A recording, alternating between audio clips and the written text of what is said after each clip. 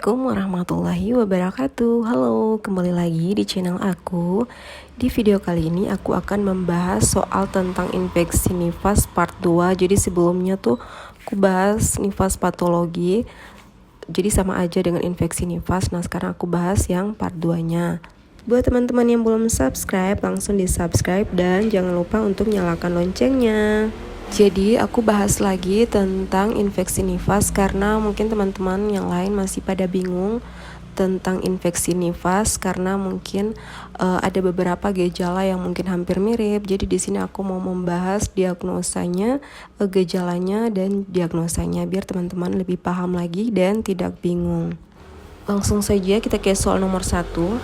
Nyonya A usia 30 tahun, P2A0, 7 hari postpartum, datang ke PMB dengan keluhan perut kembung, diare dan demam menggigil. Ibu mengatakan nyeri perut saat dilakukan palpasi abdomen oleh bidan. Dilakukan pemeriksaan suhu 38,5 derajat Celcius.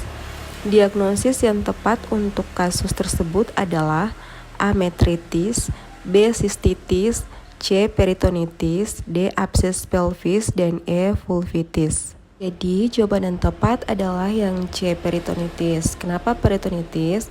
Nah kita lihat di kata kuncinya, kalau peritonitis itu gejalanya adalah perutnya kembung, kemudian ibu demam menggigil, kemudian diare, dan nyeri perut saat dilakukan palpasi abdomen. Jadi kalau metritis, kita lihat perbedaannya. Kalau metritis, nyeri perutnya sama juga, demam juga, tetapi ada pada pemeriksaan terdapat loheanya tuh berbau dan purulen. Kemudian disertai dengan perdarahan. Kalau yang B, sistitis ini gangguan saat berkemih atau nyeri pada saat buang air kecil. Nah, kalau abses pelvik, nah kita lihat abses pelvik ini gejalanya yaitu bengkak pada cavum Douglas dan fungsi cavum Douglasnya berupa pus atau nanah. Kalau vulvitis yaitu luka pada bekas sayatan atau episiotomi. Jadi jawaban yang tepat adalah yang C, peritonitis. Lanjut soal nomor 2. Nyonya M usia 25 tahun, P1A0, postpartum 5 hari yang lalu, datang ke rumah sakit dengan keluhan nyeri perut, demam menggigil. Hasil pemeriksaan tekanan darah 110/70, nadi 85 kali per menit, pernapasan 20 kali per menit, suhu 38,6 derajat Celcius, bengkak pada cavum Douglas dan fungsi cavum Douglas berupa pus. Diagnosis yang tepat untuk kasus tersebut adalah A. peritonitis, B. sistitis, C. metritis, D. abses pelvis, dan E. selulitis. Nah, sudah seperti yang saya jelaskan tadi, kalau terdapat cavum Douglas atau fungsi cavum Douglasnya berupa pus, itu sudah pasti mengarah ke abses pelvis. Kalau peritonitis yang pasti bukan, sistitis juga bukan, metritis bukan, apalagi selulitis.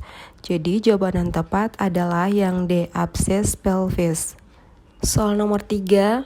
Ibu postpartum 6 hari datang ke BPM bersama suaminya dengan keluhan nyeri perut bawah, demam disertai menggigil, keluar cairan berbau dari jalan lahir, lohea purulenta. Hasil pemeriksaan tekanan darah 100/70, nadi 80 kali per menit, pernapasan 20 kali per menit, suhu 38,5 derajat Celcius. Apa diagnosis yang tepat pada kasus tersebut? A. cervicitis, B. metritis, C. abses pelvis, D. vulvitis, dan E. peritonitis. Jawaban yang tepat adalah yang B, metritis. Kita lihat lagi kata kuncinya. Di sini ibu mengatakan keluhannya nyeri perut bawah, kemudian demam disertai menggigil, keluar cairan berbau dari jalan lahir, dan lohea purulenta. Nah, jadi kita bisa lihat kata kuncinya. Kalau kata kuncinya lohea purulenta kemudian berbau disertai demam menggigil, berarti itu merupakan gejala dari metritis. Soal nomor 4. Seorang perempuan postpartum 6 hari yang lalu datang ke BPM dengan keluhan nyeri pada luka jahitan, merah dan bengkak. Pada pemeriksaan terdapat pus pada jahitan. Diagnosis yang tepat untuk kasus di atas adalah A. Abses pelvis, B. Peritonitis, C. Cervicitis, D. Vulvitis, dan E. Metritis. Jadi jawaban yang tepat adalah yang D. Vulvitis. Kita lihat kata kuncinya, ibu mengeluh nyeri pada luka jahitan, kemudian merah dan bengkak, dan terdapat pus pada jahitan. Jadi vulvitis ini yaitu infeksi nifas pada vulva diakibatkan oleh luka bekas sayatan atau episiotomi ataupun luka perineum ya. Jadi jawaban yang tepat adalah yang D. Vulvitis. Soal nomor 5. Nyonya L usia 25 tahun seminggu yang lalu melahirkan anak pertama di BPM, mengeluh demam menggigil, nyeri pada bekas luka disertai pengeluaran cairan atau darah. Hasil pemeriksaan terdapat kemerahan di tepi luka. Suhu 38,5 derajat Celcius. Diagnosis yang tepat untuk kasus tersebut adalah A. Tromboflebitis, B. Metritis, C. Vaginitis, D. Selulitis, dan E. Abses luka. Jadi jawaban yang tepat adalah yang D. Selulitis. Nah kita lihat kata kuncinya, nyeri pada bekas luka disertai pengeluaran cairan atau darah dan terdapat kemerahan di tepi luka. Jadi jawaban yang tepat adalah yang D. Soal nomor 6. Nyonya C usia 25 tahun 6 hari yang lalu melahirkan anak pertama di BPM. Ibu datang dengan keluhan demam, nyeri pada tungkai. Pada pemeriksaan tungkai ibu terlihat merah, tekanan darah 110/70, suhu 38 derajat Celcius. Diagnosis yang tepat adalah A. Tromboflebitis, B. Pelviotromboflebitis, C. Sistitis, D. Peritonitis, dan E. Mastitis. Jadi jawaban yang tepat adalah yang A. Tromboflebitis. Nah kita lihat kata kuncinya, keluhan ibu demam, kemudian nyeri pada tungkai dan tungkainya terlihat merah. Kalau ada soal dengan gejala tungkainya terlihat merah, kemudian nyeri pada tungkai, maka itu kita sudah bisa tahu gejalanya mengarah ke diagnosis tromboflebitis ya. Jadi kalau pelviotromboflebitis itu gejala dari abses pelvis yang disertai dengan gejala tromboflebitis yang tidak ditangani dengan baik, maka dia akan mengarah ke pelviotromboflebitis. Jadi jawaban yang tepat adalah yang A. Tromboflebitis. Lanjut soal nomor 7. Nyonya W usia 30 tahun P2A0 4 hari postpartum datang ke PMB dengan keluhan kedua payudara bengkak, nyeri, dan kemerahan.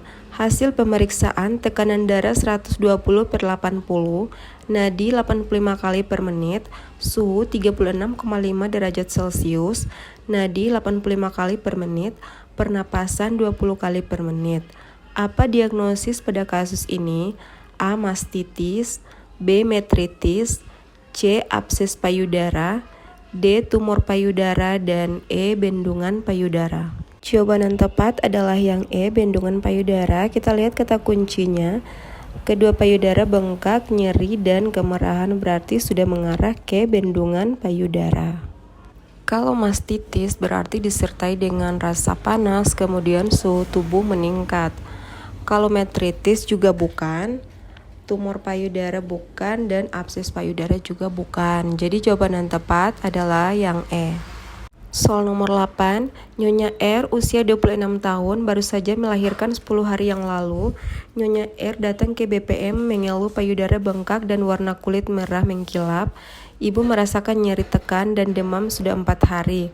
Hasil pemeriksaan didapatkan tekanan darah 110/70, pernapasan 22 kali per menit, nadi 90 kali per menit, suhu 38 derajat Celcius, payudara terlihat keras dan merah, uterus tidak teraba, dan pemeriksaan per vaginam lochea serosa.